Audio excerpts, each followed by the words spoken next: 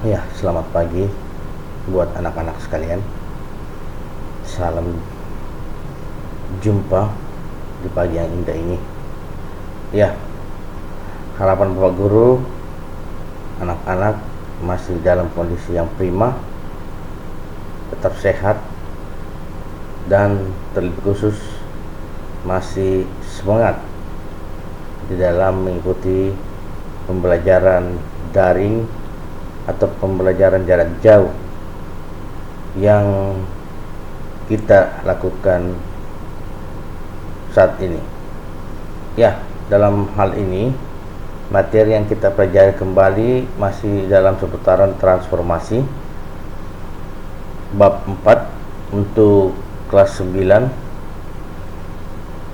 dan merupakan pertemuan yang ketiga untuk bab 4 hari ini, dan juga merupakan pertemuan yang ke-11.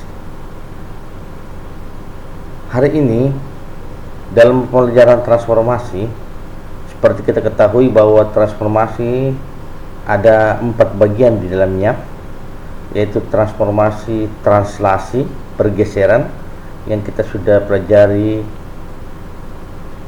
dan juga transformasi rotasi, perputaran juga kita sudah pelajari. Dan saat ini kita mempelajari transformasi refleksi atau pencerminan, dan setelah itu kita akan mempelajari juga nanti transformasi dilatasi atau transformasi perkalian, besarannya dikalikan. Ya, sebelum kita masuk dalam pembelajaran transformasi untuk materi refleksi atau pencerminan hari ini, mari kita mohon pertolongan Tuhan di dalam doa sehingga kita dimampukan, dikuatkan, disehatkan untuk terus menjalani pembelajaran walaupun kita masih mengandalkan atau melakukan pembelajaran jarak jauh atau lewat jaringan akibat wabah virus yang melanda daerah kita atau bahkan melanda dunia ini, tentang wabah virus pandemik COVID-19. Tetapi harapan Bapak Guru, kalian tetap semangat di dalam mengikuti pembelajaran hari ini dan seterusnya. Dan seperti biasanya, sebelum kita memulai pembelajaran hari ini, tentunya harapan Bapak Guru, anak-anak sekalian telah mengabsenkan diri melalui WA grup kelas masing-masing yang sudah dipandu oleh wali kelas masing-masing. Dan kiranya semua anak-anak tetap sehat, harapan Bapak, untuk mengikuti pembelajaran, bukan hanya untuk pembelajaran matematika tetapi semua pembelajaran yang dilakukan dalam melalui jaringan atau pembelajaran jarak jauh. Ya, kita akan memulai pembelajaran hari ini. Mari kita mohon pertolongan Tuhan dalam doa. Kita berdoa. Dalam nama Bapa dan Putra dan Roh Kudus, amin. Allah Bapa yang bertata di dalam kerajaan surga, puji dan syukur kami naikkan kehadirat-Mu, kasih dan rahmat-Mu yang terus menaungi kami, dan sukacita bagi kami sekalian. Engkau telah pertemukan kami kembali dalam pembelajaran hari ini, dan juga Tuhan, Engkau akan mampukan kami untuk mengerti, memahami, dan terlebih khusus kami boleh menjalani proses pembelajaran hari ini dengan penuh baik, dan terlebih selalu mencerminkan kasih-Mu.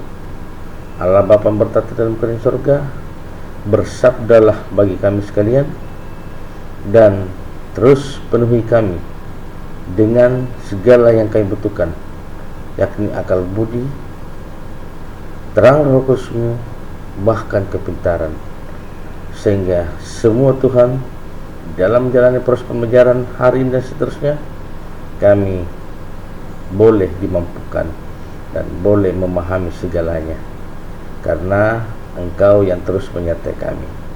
Berkati kami semua Tuhan, berkati Bapak Guru, berkati anak-anak sekalian, dan terus berikan kami semua semangat untuk terus melakukan menjalankan tanggung jawab masing-masing kami, baik tanggung jawab sebagai pendidik, sebagai guru, maupun tanggung jawab sebagai pelajar dalam proses belajar.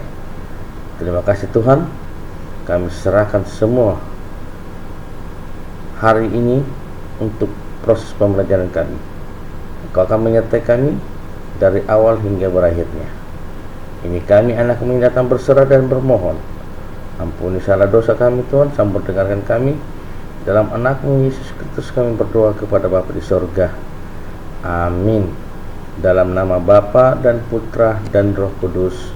Amin. Ya, anak-anak sekalian, kita akan masuk kembali dalam pelajaran hari ini tentang transformasi, yang merupakan pertemuan kita yang ketiga untuk materi transformasi dalam bab 4 pelajaran kelas 9, dan merupakan pertemuan kita yang ke-11 hari ini. Anak-anak sekalian, Bapak Guru berharap kalian terus semangat dalam mengikuti pembelajaran hari ini, meskipun pembelajaran yang dilakukan bukan tetap muka langsung, tetapi kita masih melaksanakan pembelajaran melalui daring atau pembelajaran jarak jauh. Ya, anak-anak sekalian, kita sudah mempelajari transformasi untuk dua bagian, yaitu translasi pergeseran dan transformasi rotasi atau perputaran. Saat ini kita akan mempelajari transformasi refleksi atau transformasi pencerminan. Tetapi dalam proses pembelajaran pencerminan ini kita akan bagi dua. Nanti kita akan melihat sampai batas mana yang kita akan batasi. Ya, anak-anak sekalian, kita akan mempelajari transformasi, yaitu transformasi refleksi atau transformasi pencerminan. Ya, kompetensi dasar yang diharapkan dalam pembelajaran hari ini masih sama dalam kompetensi untuk kompetensi pengetahuan 3.5. Kalian dianggap dapat menjelaskan transformasi geometri, yaitu transformasi geometri untuk refleksi, translasi, rotasi, dan dilatasi yang dihubungkan dengan masalah kontekstual. Dan untuk kompetensi inti keterampilan poin 4.5, kalian dapat menyelesaikan masalah kontekstual yang berkaitan dengan transformasi geometri, refleksi, translasi, rotasi, dan dilatasi. Ya, anak-anak sekalian, tujuan pembelajaran hari ini, kalian setelah menyaksikan tayangan slide demi slide, kalian atau peserta didik dapat menentukan peta atau bayangan dari suatu kurva, hasil dari suatu translasi atau pergeseran, rotasi atau perputaran, refleksi atau pencerminan, dan dilatasi atau perkalian. Ya, anak-anak sekalian, setelah kita menyaksikan tayangan ini, anak-anak sekalian dapat menentukan bayangan atau peta dari suatu kurva, hasil dari suatu refleksi atau hasil dari suatu pencerminan. Mari kita lihat beberapa contoh. Untuk jenis-jenis transformasi itu ada translasi yang kita kenal dengan pergeseran, ada rotasi, perputaran, ada refleksi, pencerminan, dan ada dilatasi atau perkalian. Sekarang kita akan mempelajari refleksi. Ya. Tentunya anak-anak semua, bahkan juga bukan hanya anak-anak, bapak guru, apalagi anak-anak yang gadis, sering melakukan atau melakukan koreksi diri melalui cermin. Ya, refleksi artinya itu adalah pencerminan. Anak-anak sekalian, kita lihat ilustrasi berikut. Apakah ketika anak-anak sekalian atau kalian bercermin, pernahkah anak-anak mengalami hal berikut ini? Misalnya pada saat anak-anak bercermin, ternyata hasil dari bayangan dalam cermin itu terbalik, atau bayangan kalian menjadi lebih kecil,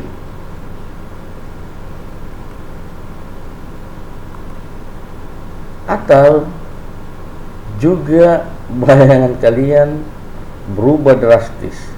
Tadinya yang bercermin adalah wanita dan yang muncul adalah pria. Katanya takut, ini ada penampakan. Ya, mari kita melihat satu persatu. Berdasarkan ilustrasi yang tadi kita sudah lihat dari slide demi slide,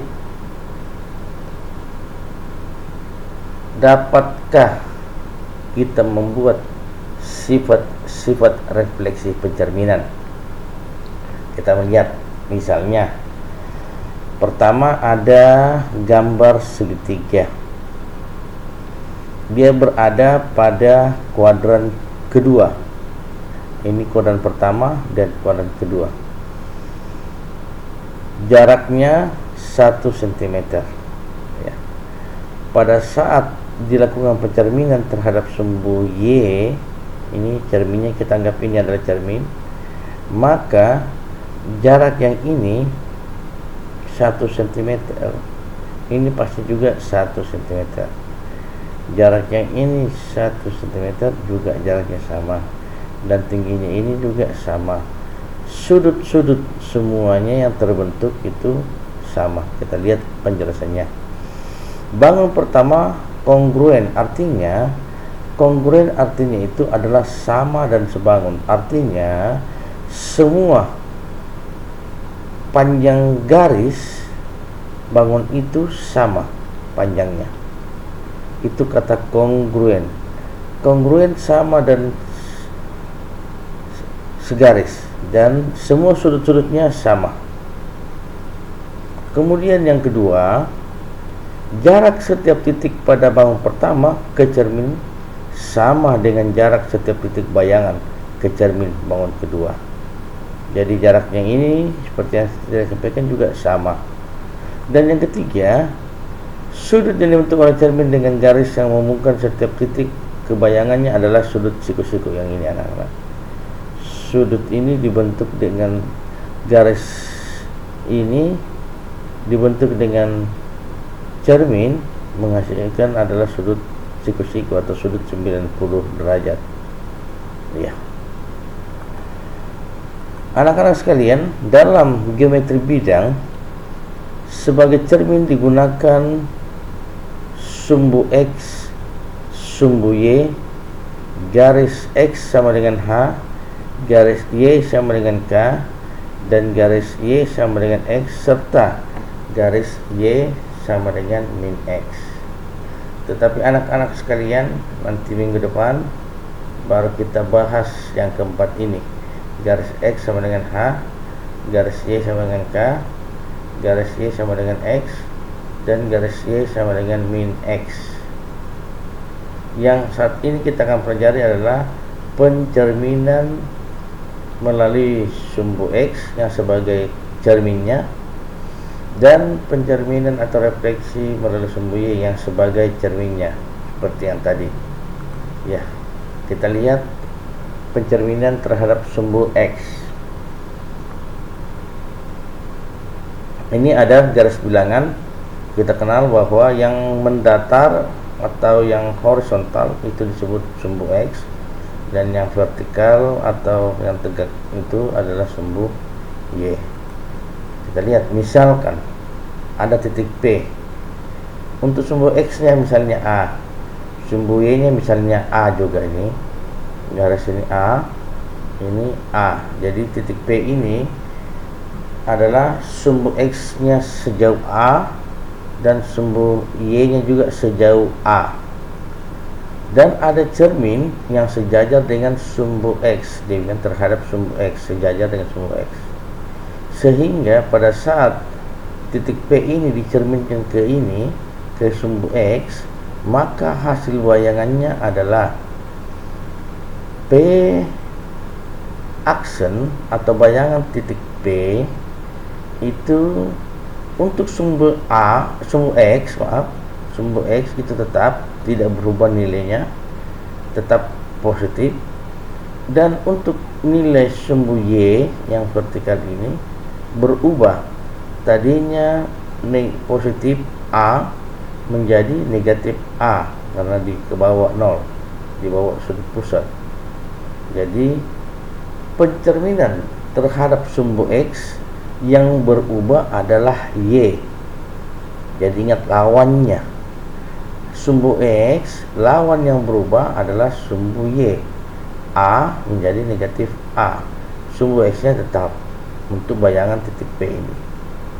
Ya, sehingga jika titik P itu nilainya adalah A, bayangan titik P menjadi A, min A. Atau misalnya titik P, sumbu X dan sumbu Y nya itu menghasilkan bayangan titik P, bayangan sumbu X tetap dan bayangan sumbu Y berubah jadi negatif seperti ini. Itu pencerminan terhadap sumbu X yang sejajar dengan sumbu yang horizontal. Ya, anak-anak sekalian, dari berdasarkan gambar tersebut, jadi bayangan sumbu X itu sama dengan X tetap tidak berubah, dan bayangan sumbu Y itu berubah menjadi negatif Y. Tadinya positif Y bayangannya menjadi negatif Y. Misalnya sini negatif 3, di sini menjadi positif 3, dan seterusnya. Sekarang kita coba lihat aplikasi dari persamaan tadi lewat contoh soal. Diketahui segitiga ABC dengan koordinat titik A 2,0, B 0,-5 dan C negatif 3,1. Jadi ada segitiga ABC, titik A 2,0, titik B 0,-5 dan titik C negatif 3,1. Pertanyaannya, tentukan koordinat bayangan segitiga ABC tersebut bila dicerminkan atau direfleksikan terhadap sumbu X. Ingat anak-anak, kalau sumbu X yang berubah adalah ordinatnya atau sumbu Y-nya. Kita lihat penjelasannya. Oke, lihat pembahasannya. Pencerminan atau refleksi terhadap sumbu X P, bayangan titik P X, Y menghasilkan bayangan dicerminkan terhadap sumbu X, maka bayangan menjadi negatif X, Y. Jadi bayangan titiknya adalah 2,0 menjadi negatif 2,0, 0,-5 menjadi 0,-5 karena 0. Negatif 3,1 adalah 3,1. Ya, anak-anak sekalian, kita lihat latihannya. Bayangan garis 3X tambah 2Y tambah 5 sama dengan 0 oleh refleksi terhadap sumbu X adalah oleh pencermin terhadap sumbu X, maka X aksen tetap, X itu sama dengan bayangan sumbu X. Y aksen menjadi negatif Y. Y sama dengan negatif bayangan Y menjadi bayangan negatif Y. X sama dengan X bayangan sumbu X, dan Y sama dengan negatif bayangan atau Y negatif Y aksen. Hal ini disubstitusi dimasukkan ke kurva 3x tambah 2y tambah 5 3x kurang 2y tambah 5 sama dengan 0. Diperoleh X ini diganti menjadi X aksen atau bayangan sumbu X, dan Y diganti menjadi negatif Y bayangan sumbu X tambah 5. Jadi 3x aksen negatif kali negatif positif 2y aksen tambah 5, sehingga jika dicerminkan kurva 3x kurang 2y tambah 5 sama dengan 0 dicerminkan terhadap sumbu X, maka bayangannya adalah 3x tambah 2y tambah 5 itu sama dengan 0. Ya. Berikut pencerminan terhadap sumbu Y. Kita lihat anak-anak sekalian. Misalnya kita kembali ke titik P, nilainya A, A. Kita lihat. Ya. Pencerminan terhadap sumbu Y. Kita lihat. Jarak dari titik A itu adalah A satuan A. Ini menjadi negatif A. Kemudian untuk sumbu Y tetap positif A, sehingga ditarik kesimpulan bahwa pencerminan terhadap sumbu X bila titiknya P yaitu A, maka hasil pencerminan titik P atau bayangannya adalah negatif A, A, atau pencerminan terhadap titik P sumbu X, Y, hasil bayangan titik P itu menjadi negatif sumbu X untuk bayangannya dan positif sumbu Y untuk bayangannya. Jadi yang mengalami perubahan untuk pencerminan terhadap sumbu Y adalah sumbu X-nya. Tadi untuk pencerminan terhadap sumbu X yang berubah adalah Y. Untuk pencerminan terhadap sumbu Y yang berubah adalah X. Ya. Coba kita lihat dari hasil penggambaran slide di atas tadi, maka diperoleh bahwa bayangan sumbu X itu adalah negatif X, dan bayangan sumbu Y itu tetap sama dengan Y, yang karena dicerminkan terhadap sumbu Y atau sumbu yang vertikal. Kita lihat aplikasinya dalam latihan soal. Tentukan bayangan kurva Y sama dengan X kuadrat kurang X oleh pencerminan terhadap sumbu Y. Pencerminan terhadap sumbu Y. Tadi ingat kalau sumbu Y yang berubah adalah X. Jadi pencerminan terhadap sumbu Y, maka bayangan sumbu X itu sama dengan negatif X, atau sumbu X sama dengan negatif bayangan sumbu X.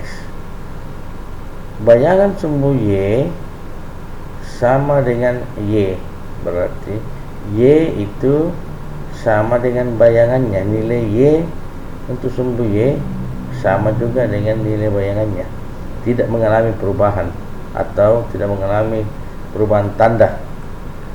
Kita lihat sumbu X menjadi negatif sumbu X untuk bayangannya, dan sumbu Y menjadi Y untuk bayangannya. Hasil ini disubstitusi ke persamaan Y sama dengan X kuadrat kurang X. Y nya menjadi Y aksen atau Y bayangan, X kuadrat, X nya diganti dengan negatif X aksen kuadrat, dan X ini kembali juga diganti negatif X aksen bayangan sumbu X, sehingga Y aksen sama dengan negatif kuadrat adalah positif, jadi X aksen kuadrat, negatif kali negatif menjadi positif, positif X aksen atau bayangan sumbu X. Bayangan sumbu X dikuadratkan untuk mendapatkan nilai bayangan dari sumbu Y. Jadi bayangannya adalah Y sama dengan X kuadrat ditambah X. Ya. Demikian seperti yang Bapak Guru sampaikan tadi, bahwa kita akan batasi hanya pada pencerminan terhadap sumbu X dan pencerminan terhadap sumbu Y. Minggu depan kita akan lanjut mempelajari pencerminan terhadap garis yang sejajar dengan perpotongan kurva Y sama dengan X, X sama dengan H, Y sama dengan K, Y sama dengan min X, Y sama dengan X, dan lain sebagainya. Ya, hari ini kita hanya membatasi pada pencerminan terhadap atau sejajar dengan sumbu X dan pencerminan terhadap atau sejajar dengan sumbu Y. Yang mengalami perubahan untuk sumbu X adalah Y-nya, dan mengalami perubahan sumbu pada pencerminan terhadap sumbu Y adalah X-nya. Ya, selamat belajar bagi anak-anak sekalian, dan terus tetap semangat. Terima kasih dan salam sehat buat anak-anak sekalian.